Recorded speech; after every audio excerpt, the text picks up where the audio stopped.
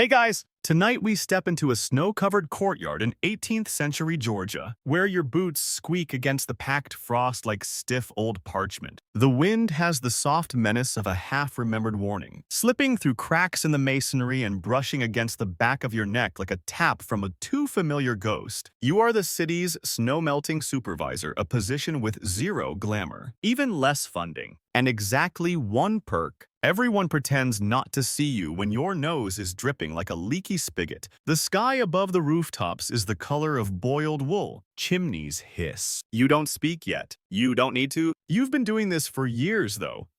Technically, this is your first official morning on record, but we'll get to that. So, before you get comfortable, take a moment to like the video and subscribe, but only if you genuinely enjoy what I do here. And let me know in the comments, what's your local time? And where are you tuning in from tonight? Now, dim the lights. Maybe turn on a fan for that soft background hum. And let's ease into tonight's journey together. You pull on your felt-lined boots stitched last spring when the sun still felt like a friend, and you chew yesterday's barley porridge, reheated by tucking it into the stove's ash drawer. Breakfast is grim, but it's warm. Mostly, the spoon is bent and the handle still smells like the soot soap from your landlady's laundry boil. By candlelight, you review your assigned sectors. It's a grid of scribbled charcoal lines and scratched-out names. Your job isn't to clear snow. That would imply power. No, your job is to suggest melting. Encourage it. Nudge it along with broom, bucket, salt, and when all else fails, quiet muttering and resignation. In Georgia, especially in the outer quarters of Tbilisi, melting snow wasn't just about keeping walkways clear. It was civic ritual. The 1700s saw a rise in organized street maintenance crews, though organized was often code for whoever showed up first with a shovel. You are one of the early ones. Your official title is nearly 2 lines long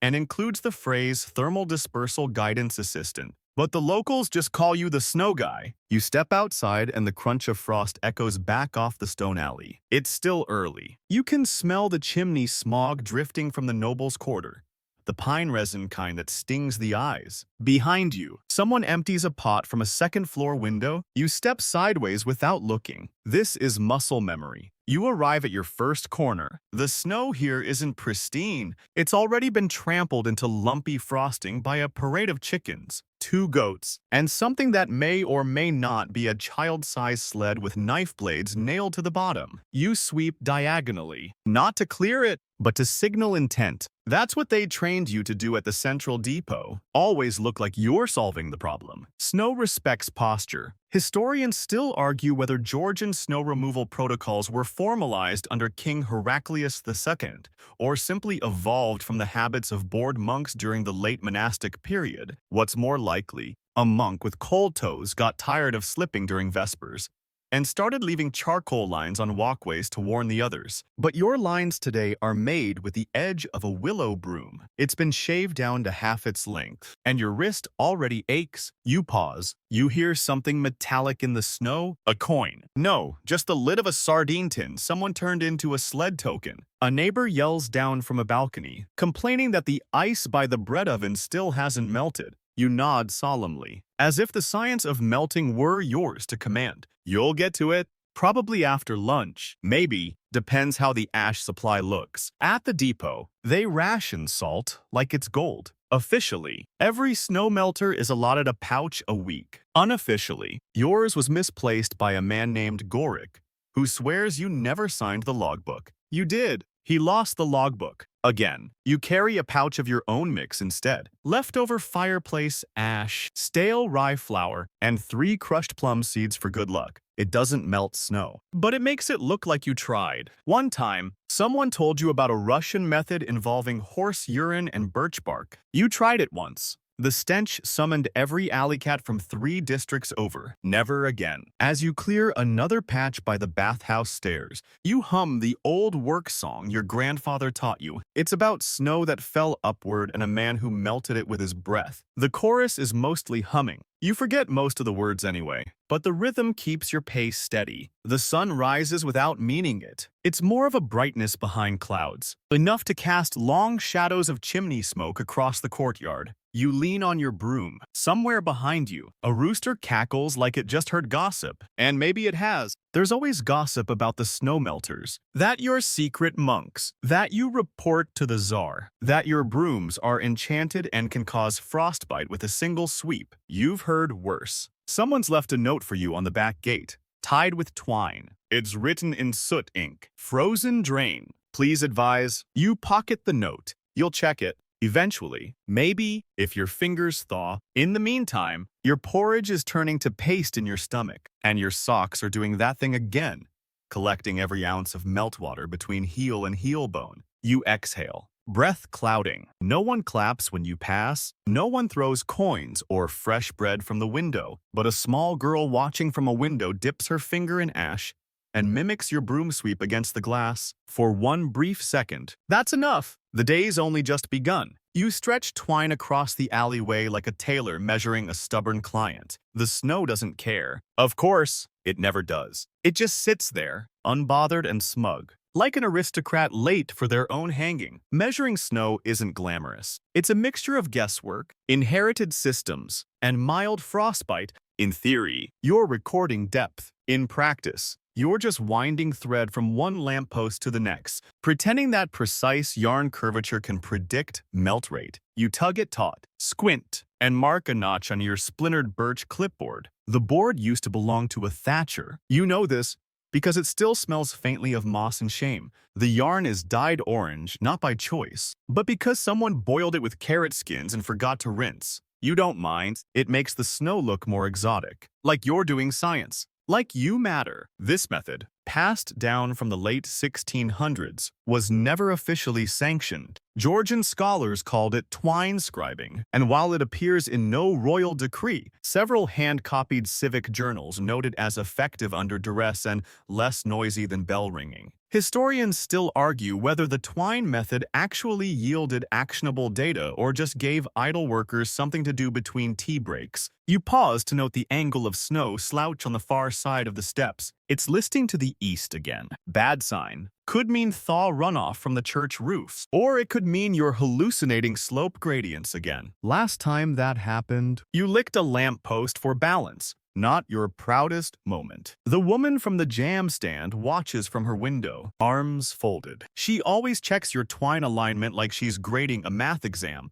Last week, she told you your corner angles were ambivalent. You didn't know snow could be emotionally mixed. But here we are. As you kneel in the slush to hammer a fresh wooden peg into a snowbank, a sharp memory nudges you your uncle's voice, telling you the snow doesn't melt just from heat. It melts when someone notices it's still here, he said, half drunk, tossing sand onto the stoop in rhythmic flicks. You didn't believe him. You still don't. But you always make sure to stare a little longer at each patch before walking away. Your current patch sits at exactly 17 twine widths from the main square. You sketch a rough curve next to a hand-drawn symbol that means moderately wet, but sometimes also means bread too chewy. The snow here is layered like stale pastry, fluffy at the top, gritty underneath, ice sheet like a burnt crust. You run your gloved fingers across it and whisper something that might be a curse or might be a lullaby. Then it happens. The splat of regret. You turn slowly, dreading what you already know. A slush ball, poorly aimed,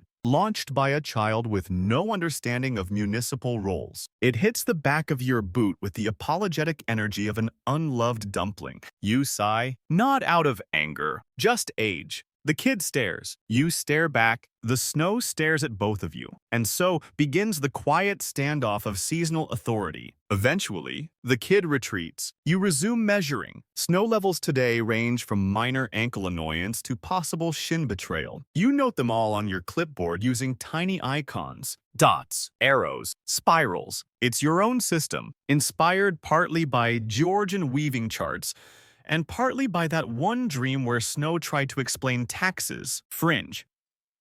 Historians, usually the ones who publish pamphlets no one reads, believe that Georgian snow supervisors were early pioneers of environmental data mapping. They claim your twine patterns foreshadowed the hydrology surveys used 2 centuries later. More mainstream scholars scoff. But your peg patterns, they tell a story. If anyone ever cared to listen, the yarn snaps, you flinch, and your fingers twitch, sending the splintered end flying into the snow. You curse softly, not the blasphemous kind, just a weary one. Like a priest misplacing his hat, you reach for your repair kit. 2 extra pegs, spare yarn, 1 bent nail, and a folded note from your apprentice that reads simply, "This is dumb." You agree, but you still mend the line. As noon creeps closer, your clipboard grows heavier not physically, just with the weight of not being noticed. People pass, some nod. Most don't. A few children imitate your twine tug stance,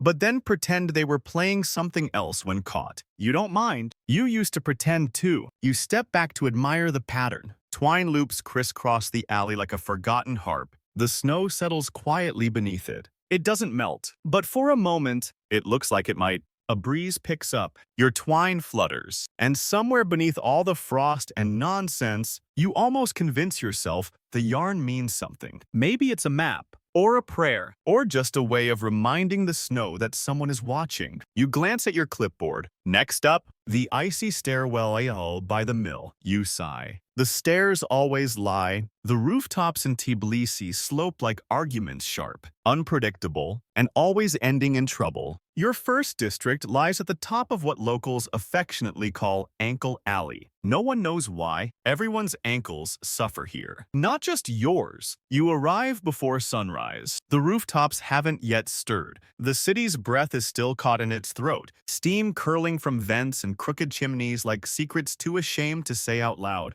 And then there's the pigeons. Always the pigeons. Your first real assignment as a snow-melting supervisor isn't a grand boulevard or a palace courtyard. It's a mess of mismatched roof slate, tile, bark shingled, and one that suspiciously looks like it's just been painted with tar and hope. Your orders are clear. Reduce snow load before noon. Your tools, a salt pouch, a broom with 4 missing bristles, and the unshakable feeling that this job was meant for someone taller. The first rooftop creaks under your boots. Not ominously, more like a tired knee than a collapsing beam. Still, you crouch low, shifting your weight like a cat that pays taxes. Your breath fogs before your face in sad little ghosts, and you whisper to no one in particular, "Please don't let this roof collapse before I finish this side." Georgian cities in the 18th century weren't known for their roofing consistency. The same house might sport 3 styles of tiles, patched together from leftover monastery scraps and tax-dodging renovations.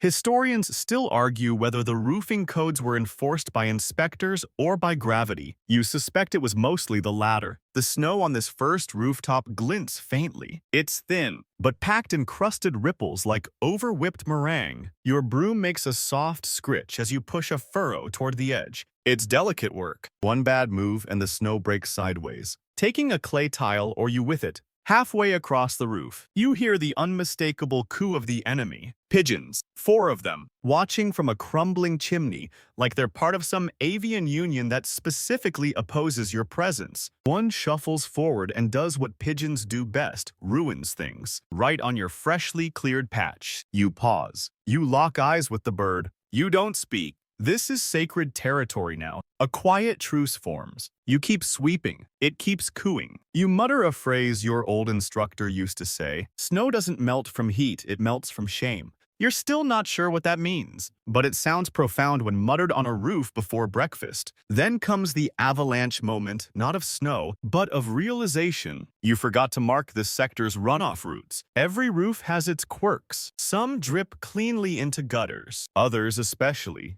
These misaligned Georgian ones spill onto unsuspecting passers-by, market stalls, or in one disastrous case, the bishop's mule. You scramble for your notebook, sketching a crude slope diagram. The western corner points toward a widow's window box. If you clear the snow there too quickly, the melt will destroy her pet marjoram. You reroute. It takes longer. The broom gets caught in a nail. The salt pouch spills. Your hands cramp. But finally, the patch is clear. You stare at it with a craftsman's pride, like a baker, admiring a single, poorly made roll that somehow didn't collapse in the oven. You descend. The next roof is worse. This one is metal copper, probably stolen from the bathhouse back wall, and now nailed in strange shapes over a crooked dormer. It reflects the morning sun like a judgmental mirror. The snow here sticks differently gritty, clingy, like it wants to stay. You slap it with your broom. It laughs. That's when the old woman from the bread stall calls out from below. You missed a patch. You lean over, peer down, squint. She's pointing at an untouched corner behind the chimney stack. You nod solemnly. She's right. You always miss that spot because there's a bird's nest there. An ancient, slightly charred, surprisingly resilient pigeon nest. You never disturb it. Not out of pity, out of superstition. Fringe historians once wrote about the chimney nests of Tbilisi and their role in warding off roof collapses. No academic took it seriously, but your uncle did. Said a pigeon once saved him from falling through the bathhouse ceiling by pecking his boot until he changed direction. You don't ask questions. You just leave the nest alone. You wave to the bread lady. She scowls. Then you slip. Not badly, just enough to remind you that the metal roof doesn't love you. You regain footing with a hop and a small, sharp curse. Somewhere, the pigeon watches. You finally finish the copper roof, hop down to the ledge, and lean against the outer wall. Breath heaving. The whole city seems to be waking up. Wood carts rattle across slush-slick stones. Dogs bark at shadows that haven't moved in days. Smoke smells like wet cinnamon and goat fat. You unhook your pouch. Only a pinch of ashen flour mix remains. You use it carefully, sprinkling a last line along the stairwell leading down from the rooftops. It won't help much, but it says, "I was here. I tried." Your hands are raw. Your knees ache. And your gloves, still damp from the first roof. But 3 sectors are cleared, and only 7 more to go before dusk. You sit for a minute on a stone step, letting your spine decompress like a stack of old firewood. A child points up from below. Look, the snow's melting. You look too. It's not really, but it's shining a little. And for now, that's enough. There's one alleyway in this part of town that's become your personal puzzle, a narrow, twisting stretch that refuses to thaw. No matter how many fires are stoked nearby or how many salt pouches you scatter like confetti. You call it the ever-freezing alley, but locals just call it that cold hole, which is somehow even more accurate. You stand at the entrance, broom in hand, eyes narrowed like you're about to negotiate peace with a stubborn god. The snow here is a smug little beast, thick, uneven, and impossibly cold to the touch, like it holds grudges. It gleams in the pale light, mocking you with its icy perfection. Your clipboard registers perpetual frost in neat script, but that's just a polite way of saying, what the hell is this nonsense? The alley has a history. A whispered legend that it was once cursed by a wandering monk whose shoes froze to the ground during a particularly harsh winter. Or maybe he just had bad circulation. Historians still argue whether this story was political propaganda or actual folk warning, but it has stuck. And every year, your snow supervisor predecessors left it to last, hoping it would magically thaw overnight. You kneel to test the snow's surface. It's slick and unyielding, the kind of cold that bites beneath gloves and laughs at brooms. Your breath fogs up, and you exhale a quiet curse that sounds suspiciously like great. As you measure the depth with your trusty orange yarn, you notice something odd. A faint smell of burnt apricot pits drifting from the nearby market stall. It's your secret weapon, a fringe tidbit you picked up from an old recipe book. Crushed apricot pits, when sprinkled on ice, are said to generate just enough warmth to coax snow into melting without causing the usual slush mess. You mix a handful into your salt and ash blend and scatter it carefully over the stubborn patches. The effect is subtle, a gentle sizzling sound like distant thunder. And for a moment, the snow seems to hesitate. You pause to savor the moment. But then the alley laughs in silence, unchanging and unforgiving. At this point, you're pretty sure the alley has a vendetta. The shadows stretch longer as afternoon wanes, and you realize you've been here longer than anyone else. Your fingers are stiff, your knees are sore, and the bitter taste of burnt pits lingers in your nose. Still, you work on tracing the outlines of icy ridges, making notes in your journal. This alley is a beast, but it's your beast, and you'll keep trying. Later, as dusk falls, you watch the light fade behind the jagged rooftops. The ever-freezing alley remains resolute, untouched, a challenge you'll meet again tomorrow. In a way, it's comforting, like an old friend who refuses to change. Mud, politics, and a drunk mayor's dog. A trifecta that ensures your job is never dull, even when it feels like it should be. You find yourself standing in the town square, boots sinking slightly into thick, cold mud that smells like wet hay and old grievances. It's been a week of relentless thaw and freeze cycles, which means the ground beneath is as moody as the local council. Speaking of council, there's the mayor, a man who treats public office like a tavern stool, sometimes steady, often slanted, and with a distinct odor of yesterday's wine. His basset hound, a plump creature named Boric, has taken a particular dislike to your carefully cleared paths. Boric's favorite pastime: plunging paws and belly into your melting trenches, turning them back into slushy chaos. You've tried scolding, bribing, and even explaining municipal snow duties to him, none of which he understands or cares about. The mayor, however, is an expert in blaming others. One afternoon, as you mop sweat and mud off your brow, he waddles by, glassy-eyed and boisterous, declaring loudly, "Snow melter, you've betrayed the city." Boric almost drowned in your swamp. You swallow a retort and smile politely. This is diplomacy at its finest, a delicate dance of biting your tongue while planning the dog's swift banishment to the outskirts. But politics isn't just about dogs and mud. You learn early that snow management is a tangled web of favors, whispered deals, and the occasional bribe disguised as honeycakes. The city council allocates salt rations based on who's singing the loudest, and the mayor's office has a habit of reallocating supplies to their preferred districts, leaving you with scraps. You've tried to protest. You even drafted a letter, sealed with a clumsy wax emblem, and sent it to the magistrate. It vanished. Local gossip suggests the mayor's dog has a hidden role in all this, a secret snow inspector, if you will, whose muddy paws serve as unofficial approval or rejection of your work. The dog has a knack for showing up just when you've nearly finished a section, plunging Boric-sized holes into your efforts, as if to remind you who really rules the snow. Fringe historians once posited that canine interference in public works was a metaphor for unchecked political power. Mainstream scholars mostly ignore this theory, but you like to think Boric embodies it perfectly. One evening, after a particularly muddy disaster near the market, you find Boric asleep on your broomstick, snoring like an overstuffed bagpipe. You hesitate, then gently pull the broom free, leaving the dog to dream of frozen rivers and endless sausages. Mud seeps between your boots as you trudge home, the mayor's laughter echoing behind you. You shake your head. Tomorrow, you swear, you'll find a way to outwit Boric and maybe, just maybe, the mayor too. Salt, ash, and crushed apricot pits your secret weapons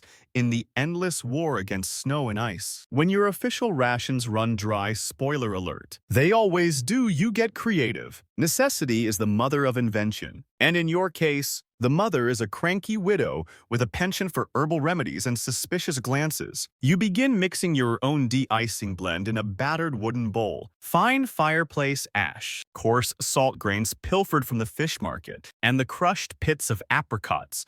The pits picked clean by summer birds and stored in an old leather pouch. This concoction smells like a smoky jam gone wrong, but it works better than anything the city provides. As you scatter your mixture over the frozen walkways, you notice a peculiar reaction. The snow hisses faintly, as if protesting your intervention, then slowly begins to surrender, dripping into icy puddles that catch the dull daylight. It's not magic, but it's close enough. Fringe botanists claim crushed apricot pits release trace amounts of cyanide, which they argue speeds melting through chemical reaction. Mainstream historians call this an unproven folk remedy, but you don't care what they say. You've tested it enough times to know it's worth the odd smell and occasional raised eyebrow from passers-by. A neighbor pops her head out the window, wrinkles her nose at the scent, and offers a dry, "You really should patent that." You know, you grin, telling her it's a family secret. passed down from your great-grandfather, who swore by it to keep the monastery steps clear during harsh winters. Your mind wanders to that monastery now. It's a rambling old place perched on a hill, where monks chanted hymns that sounded like the wind's own prayers. Legend says they once used crushed herbs and ashes to keep their path open for pilgrims, a practice that eventually trickled down to townsfolk like yourself. As you sweep your ash-salt-apricot blend over the worst patches, you almost believe the ghosts of those monks are watching. Nodding in approval, you laugh softly. Probably not. The smell lingers, though, like an invisible signature on your work. You carry your bowl carefully, knowing that the supply won't last through the afternoon. Every handful counts. Every sprinkle, a small rebellion against the winter's stubborn grip. The city's children watch you from doorways, curious but wary. To them, you're a snow wizard or a janitor. Depending on their mood and how cold their toes are, you sweep a last patch near the mill's back door. The snow melts silently beneath your feet, the surface turning to slush and then to puddles that reflect the gray sky. Your fingers tingle from cold and effort. You stuff the bowl back into your satchel, ready for the next challenge. As dusk creeps closer, you wonder if this concoction will survive the night or if the snow will rise again. Mocking your efforts like a stubborn cat, you shake your head and smile. Tomorrow, you'll mix more. You know, the copper roof scraper. Well, he's the bane of your existence and the self-appointed champion of efficiency. His name is Luca, and he swears his old shovel is the fastest, sharpest, and most ruthless snow removal tool this side of the Caucasus. He's been your rival since the day you both showed up at the depot, fresh-faced and full of misplaced confidence. Today, you find him mid-stride on a rooftop 2 alleys over, flinging snow with the reckless abandon of a child tossing pebbles into a river. His blade gleams in the muted sunlight, scraping ice like a knight sharpening a blade for battle. You smirk. That shovel's got more dents than a shepherd's kettle. But Luca insists it's still the best. You decide it's time for a challenge. You climb to a vantage point and time his progress with a crude wooden stopwatch, a bent piece of bark with scratched hash marks, and a string tied in a loop. Every time he slips or misses a spot, you add a point, by your count. His slip-ups are increasing. Luca catches your eye and grins a grin full of teeth and no mercy. You nod, wordless. The rivalry is tacit but fierce. Fringe tales tell of rooftop contests in the old days, where snow supervisors settled disputes by who could clear a stretch the fastest without breaking a tile or falling off. No official records exist, but the stories survive, embroidered with dramatic slips and last-minute saves. You begin timing your own path on a nearby roof, sweeping methodically, careful to avoid the copper patches that grow slick underfoot. Your broom traces clean lines, each swipe a quiet promise that you won't be outdone. Luca's shouts carry across the alleys, a mix of encouragement and thinly veiled taunts. You respond with a slow nod, letting your broom speak for you. At one point, his shovel catches on a patch of ice, sending a spray of snow that catches the wind and tickles your neck. You shiver but keep moving. The final tally is inconclusive. Luca claims victory. You claim superior technique. The crowd of children who gathered to watch cheers for both. As you descend, you feel the familiar ache in your knees, the kind that says you've earned every breath. Later, Luca approaches with a shared flask of something hot and suspiciously sweet. He offers a truce for now. You accept. For tomorrow, the rivalry resumes. You remember the year it refused to snow, the winter that mocked every forecast and defied every tradition. The year the skies held back, as if the heavens had lost their script, and you were left with empty buckets and hollow promises. That season, you found yourself wandering through empty streets, dusted not with snow, but with despair. You swept phantom frost off cobblestones that never iced, trying to convince yourself that your work mattered. Your reports to the magistrate were thin, bordering on theatrical. You wrote of frost that fled before dawn, of icicles that melted before forming, and of shadows cast by unseen clouds. No one believed you. Historians still argue whether that year was a rare climatic anomaly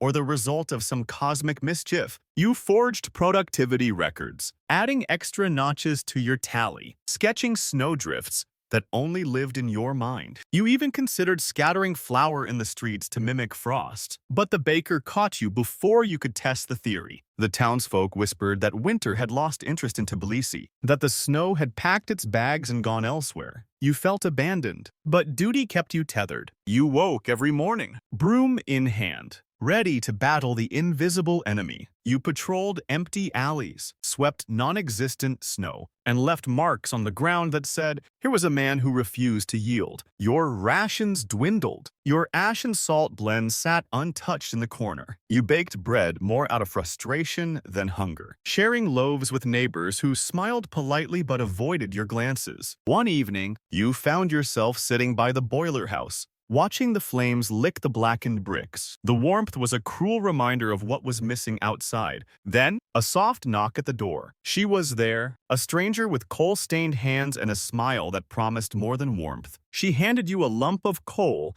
and half a cured fish, a token of solidarity from someone who understood absence. For the first time that winter, you felt less alone. Romance at the boiler house isn't exactly what you expected. It's less of a ballroom dance and more of a cautious waltz between steam and shadow, between hardened routine and the tentative stirrings of something new. The air is thick with the scent of burning wood, wet wool, and something faintly fishy, probably her. She's a quiet presence in this dim, smoky room, moving with practiced ease as she shovels coal and stokes the fire. Her hands are rough from work but gentle when they pass you that lump of coal. For a brief moment, your fingers brush, and you feel a spark that's warmer than the furnace itself. You glance at her, catching a fleeting smile soft and unexpected. The boiler house is the city's heart during winter. Its pipes snake beneath frozen streets, sending warm breath through cold stone walls and into homes stiff with frost. You've spent many nights here, watching steam curl in lazy tendrils toward the low wooden rafters, listening to the crackling fire and the distant hum of the city. It's a place of solitude and subtle life, of quiet work done in the shadows to keep the cold at bay. She watches you with eyes that seem to have seen more winters than you've counted. Eyes that carry a gentle weariness but also an unspoken kindness. It's a look that softens the hard edges of your day-to-day grind. When she offers you half a cured fish wrapped carefully in waxed paper, it feels like a gift more precious than gold. You accept it gratefully, breaking the crusty skin with fingers stiff from cold and labor. The fish tastes salty, smoky, and oddly comforting, the flavor of survival and small mercies. You settle on a wooden bench, the heat from the furnace radiating through your threadbare coat. Between bites, you share stories, your feudal battles with snow that refuses to melt, the mystery of the ever-freezing alley, and the mayor's dog who seems hell-bent on undoing your work. Her laughter is soft and clear, like water dripping over stones in a quiet stream. It makes the cold outside feel a little less sharp. In the flickering firelight, you begin to relax. You talk about things you rarely admit aloud: the loneliness of your role, the weight of invisible labor, the stubbornness of winter itself. She listens without interrupting, her presence steady and reassuring. There's a strange kind of magic here. You realize fringe folklore suggests that boiler houses were once secret sanctuaries where warmth wasn't just physical but emotional.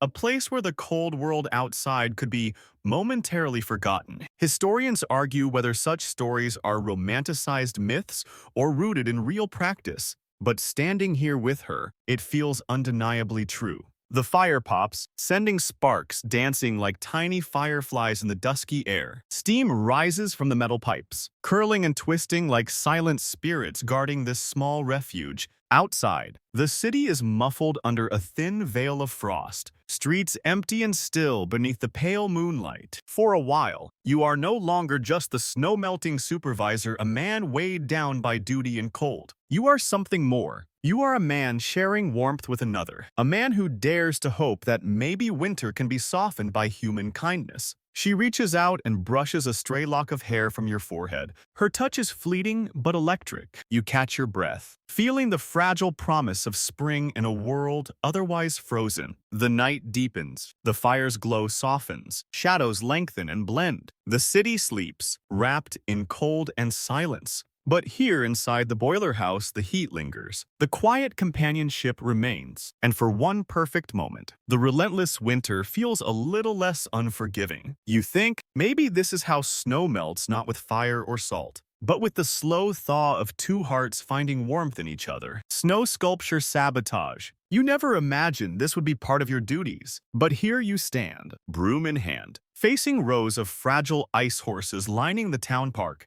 These aren't just frozen lumps. They are the children's pride and joy. Delicate masterpieces fashioned from water and imagination, standing as silent sentinels of a fleeting winter kingdom. The horses' manes ripple in frozen waves, their coal eyes gleaming faintly in the pale sunlight. As if daring the world to forget them, they seem almost alive, waiting to gallop away with the first thaw. But you're the brinker of endings today. Your orders are clear. These sculptures must be dismantled. The city council fears accidents, lawsuits, and the inevitable chaos when melted sculptures become slick hazards underfoot. And then there's the mayor's personal distaste for what he calls foolish frozen beasts. You trudge forward, the crunch of snow beneath your boots echoing like a reluctant drumbeat. Every eye in the park is on you, peering from frosted windows, pressed against icy panes, or shyly hiding behind snow-dusted hedges. Children's faces are a mixture of confusion, sorrow, and a brittle defiance that makes your stomach twist. Today, you are the villain in their winter fairy tale. You raise your broom with a heavy heart and tap the flank of the nearest horse. The ice fractures sharply, sending a small spray of glittering shards into the air. A gasp rises from the watching crowd. You try to steady your breathing, reminding yourself it's just ice. It's just your job. But the guilt seeps in like cold water soaking your gloves. One by one, the horses topple with wet, muffled crashes that echo in the still air. You step back to let the last of them shatter, brushing snow from your coat while the children's sniffles float in the silence. The youngest ones look away, blinking rapidly, and the older ones whisper to each other in hushed tones. You imagine their sorrow like a fragile frost spreading across your chest. Fringe historians whisper of ancient Georgian winter rites, where snow sculpting was a sacred tradition meant to appease the spirits of the cold and to invite a gentle thaw. They claim children's creations were believed to hold the soul of the season, and breaking them was a somber act of sacrifice. Mainstream scholars dismiss these as fanciful myths. But standing here amidst the shattered ice, you wonder if there's a grain of truth, a lingering magic in the grief you see. As you gather your tools, your eye catches a small, hand-lettered note tucked beneath a nearby bench. You pick it up carefully. It reads simply, "Snow will remember." Is it a threat, a warning, or just a child's quiet hope?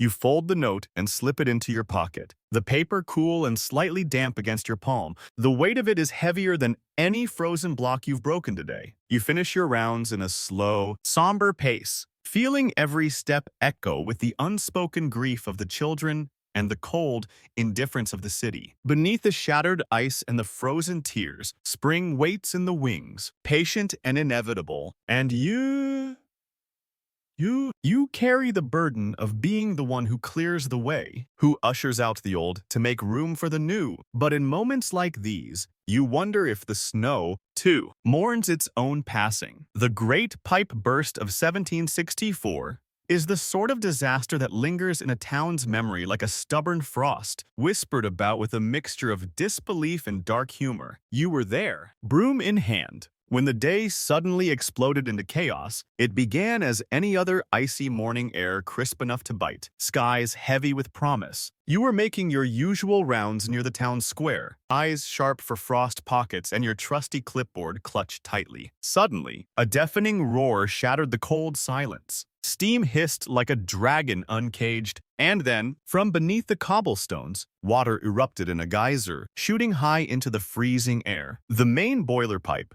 a vital artery of the city's heating system, had burst spectacularly. Water surged through the streets, flooding the laundry archives, an irreplaceable trove of linens, cloths, and records stored in wooden chests that soaked through like sponges. You watched helplessly as centuries of carefully kept documents, lists of households, and embroidered fabrics floated away, bobbing in the water like lost memories. Your boots sank into the churning slush as you scrambled to control the damage. Buckets became weapons against the rising tide. Brooms were raised as makeshift barricades to redirect the flood. The smell of boiling water mixed with wet wool and the tang of earth. A pungent reminder that winter's fury wasn't just above ground but could well spring from beneath. You remember slipping on the slick stones, barely catching yourself before a full spill, your hands trembling as you gripped the broom. Your clothes were soaked through, the cold seeping past every layer. But you didn't stop. Townsfolk emerged from their homes, faces pale with shock and disbelief, helping where they could, but mostly just watching as the flood swallowed yards and lanes. Days passed before the waters receded, but the damage was done. The laundry archive was ruined. Fabric stockpiles for the winter's end lay sodden and useless. Your meticulous maps and logs, the backbone of your snow-melting work, were lost in the deluge. You found the remnants of your supervisor's logbook, a soggy, ink-smeared ruin buried under a pile of wet straw. It was a bitter loss, both practical and symbolic. Historians still debate the cause. Was it neglect? The freezing and thawing cycles, stressing old pipes? Or was there something more sinister, a saboteur disgruntled by your work? Fringe theories even suggest a curse from a displaced water spirit angered by the city's expansion. Official records claim faulty craftsmanship, but the truth is buried beneath layers of frost and rumor. Amidst the chaos, you trained your apprentice, a young man with cold hands but a steady heart. Together, you balanced buckets of steaming water, swept the melting snow, and dodged jets of hissing steam shooting unpredictably from the cracked pipes. His clumsy movements gradually grew confident under your watchful eye. The Great Pipe Burst became a story of resilience for the town, proof that even when winter's fury washes away your work, the spirit to rebuild and persist endures. It was a hard lesson, a reminder that snow melting isn't just about ice and frost, but about weathering floods and fires beneath the surface. And you learned that sometimes survival depends not on perfect plans but on stubbornness and sweat, on hope and the slow thaw of human will against the cold. Training an apprentice in the art of snow melting is less about skill and more about patience.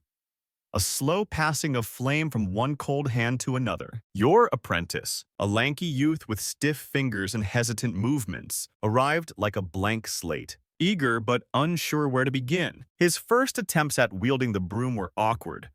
The stiff bristles scraped unevenly across cobblestones, sending flurries of snow in all directions but the right one. You resisted the urge to snatch the broom away and do it yourself, instead standing close and guiding his hands with your weathered ones. Worn smooth by years of cold labor, you've got to feel the snow. You tell him, voice low against the biting wind. It tells you where it's thin, where it's thick. It's stubborn but honest. He watches closely as you demonstrate the twine measurement, stretching the orange-dyed string taut between wooden pegs, his eyes narrow in concentration, mirroring the squint you've practiced for years. Trying to discern the faintest slope or drift, teaching becomes ritual. You start the day before dawn, layering your clothes and whispering old sayings to keep the chill at bay. You share stories not just of technique, but of the city's winter secrets, the ever-freezing alley that defies all thaw, the great pipe burst that flooded hopes and alleys alike, the mayor's dog who reigns over muddy rebellion. Your apprentice listens, eyes wide, absorbing history like snowflakes landing softly on bare branches. His fingers are numb, his breath visible in sharp puffs, but gradually his broom strokes grow steadier. He learns to sweep in arcs, to avoid breaking fragile ice crusts prematurely. You teach him how to mix your secret blend of ash, salt, and crushed apricot pits, explaining the science as much as the superstition. Don't just pour it, you warn. Spread it like you're blessing the earth to forgive us for our clumsiness. Some days, frustration bubbles in his voice when the snow refuses to obey, when the cold steals his strength. You remind him that winter is a stubborn teacher. That patience is the sharpest tool in the kit. Fringe historians sometimes speak of apprentices as more than laborers, as custodians of the city's spirit, keepers of a bond between people and the seasons. Mainstream scholarship questions this, calling it romantic nonsense. But you know better. You see it in your apprentice's growing respect for the rhythm of snow and thaw, in the reverence he shows when tracing frost patterns with cautious fingers. One evening, as the last light fades behind the chimneys, you find him standing by the boiler house window, watching the first snowflakes drift down in lazy spirals. He turns to you, eyes reflecting the soft glow of the furnace. "I think I'm beginning to understand," he says quietly. "It's not just about clearing snow, it's about knowing it, listening." You nod, feeling a quiet pride welling up beneath your tired bones. In teaching him, you have passed on more than skill. You've passed on hope. Hope that when you're gone, someone else will stand in your place, feeling the snow's stubborn truths and carrying the city's winters in their heart. Together, you watch the world soften under the fresh blanket of snow, two silhouettes against the fading light. Teacher and apprentice, bound by frost and fire, the anti-melt protest and ditch sled riots. It sounds like the kind of drama you'd expect in some far-off village lost in time, not your own hometown. But here you are, smack in the middle of a winter rebellion unlike any you've seen before. Locals insist that winter isn't just a season to endure. It's a rite, a part of their identity, a sacred stretch of cold that should never be rushed away by the push of warm hands or salt. It started small, as these things do. A few grumbling voices at the market complaining about how the snow-melting crews are stealing the soul of the city's winter. Then those whispers grew louder, until one afternoon, a small crowd gathered near the old well in the town square, holding up makeshift signs scratched onto splintered wood and bits of discarded parchment. The slogans were simple but fierce. "Let the snow stay. No more melt. No more sweat. Cold feet. Warm hearts." The next day, what began as a quiet protest exploded into a full-blown festival of rebellion. The air was filled with shouts and laughter, boots pounding frozen mud, and children careening down muddy ditches on hastily crafted sleds. This was no polite demonstration. It was a joyous declaration of defiance. A riot of cold and freedom against your relentless efforts to clear the snow and hurry the thaw. You arrive at the scene, broom and shovel in hand, hoping to reason with the crowd. But it has grown thick, the noise nearly deafening. Elders shake their fists, telling stories of winters past when snow was deeper and harsher. A true test of resilience and spirit. Young faces are flushed from the cold and the thrill of rebellion, their laughter cutting through the crisp air like bells. The ditch sled races have become a spectacle. Heaps of snow and ice piled high on rickety sleds, hurtling down muddy banks, sledders shouting and cheering. Some have even decorated their sleds with hand-painted symbols, snowflakes, frozen rivers, and strange runes that look like forgotten prayers whispered to winter spirits. You find yourself torn. Your warnings about slippery walkways, frostbite risks, and the city's need for safe paths are met with joyous defiance and chants for tradition. The battle isn't just about safety anymore. It's about the soul of the city. Fringe cultural scholars argue that these protests reflect deeper anxieties about control and change in small communities, how the snow becomes a symbol of identity, endurance, and memory crystallized. Mainstream historians concur that winter rituals, including resisting the thaw, serve as powerful cultural bonds linking generations. By midday, the protests blur into impromptu races. Your broom is forgotten as you slide down muddy ditches alongside children and neighbors, laughter spilling freely. For a moment, you shed the weight of your responsibilities and join in the raw, joyful rebellion of winter. As the sun dips low, painting the sky with bruised purples and fading golds, snowflakes begin to fall again, gentle and persistent, blanketing the town in a soft promise. In that moment, you understand. The true battle between melt and freeze is not just physical, but a struggle for the city's heart. And perhaps, perhaps, the snow deserves to win sometimes. Last patrol, lost mittens. The phrase feels heavier tonight as you step out into the creeping dusk, the southern sector swallowed by long shadows, and the soft hush of a city settling under winter's quiet spell. Your boots crunch rhythmically on frost-hardened cobblestones, each step a steady beat in the fading light. The air is sharper than usual, a biting edge that slices through even the thickest layers of wool and fur. Your breath puffs out in white clouds, mingling with the faint scent of burning pine smoke drifting lazily from distant chimneys. It's the kind of cold that nests in your bones, a persistent chill that lingers long after the snow has melted. You reach into your coat pocket for your mittens, only to find one missing. The fabric is gone, vanished, like a forgotten memory. A surge of frustration rises, not merely because of the lost mitten, but because it feels like a small fracture in the armor of your long nights, like a signal that something else, something intangible, is slipping away. You pause and retrace your steps, eyes scanning the frosty ground beneath street lamps, flickering weakly against the twilight. You peer beneath benches dusted with frozen leaves. Check around doorsteps where the homeless might have left traces. The city feels unusually still, as if it's holding its breath alongside you. Your fingers stiffen quickly in the open air. You press your remaining mitten tighter, pressing the soft wool against your cheek in a vain attempt to reclaim some warmth. The loss of the other mitten isn't just a matter of comfort.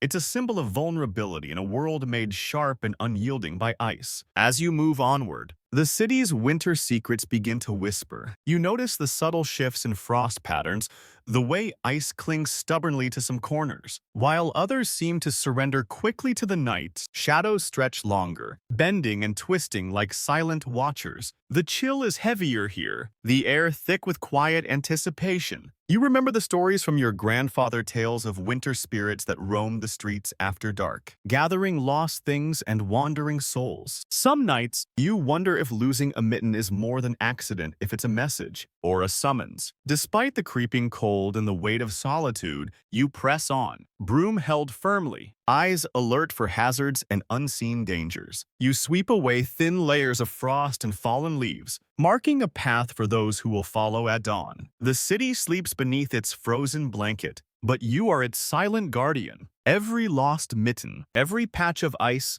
every quiet corner is a piece of the puzzle you carry alone. You whisper a soft promise to the night air, words meant for the city and for yourself. Tomorrow, you'll find what was lost. For tonight, you are the keeper of cold and warmth, the watcher of shadows, the silent shepherd of winter's edge. Retirement, rumors, and the snow that fell sideways. Years have passed since you laid down your broom and stepped away from the frostbitten streets you once patrolled. Your boots sit quietly by the hearth, worn soft and weathered by countless winters, and your hands have long since stopped clutching the rough wooden handle that guided your every step through snow and ice. But while you've left the city's frozen battleground, the stories of your tireless service have never left the town, weaving themselves into local legend like threads of silver through dark fabric. On the day of your retirement, the weather shifted. The sky grew heavy with clouds pregnant with a strange kind of winter magic, and the air thickened with expectancy. Then came the blizzard unlike any the city had ever known. Snowflakes didn't fall straight down like obedient soldiers. Instead, they danced sideways, spiraling and twisting through the air like spectral dancers performing a silent,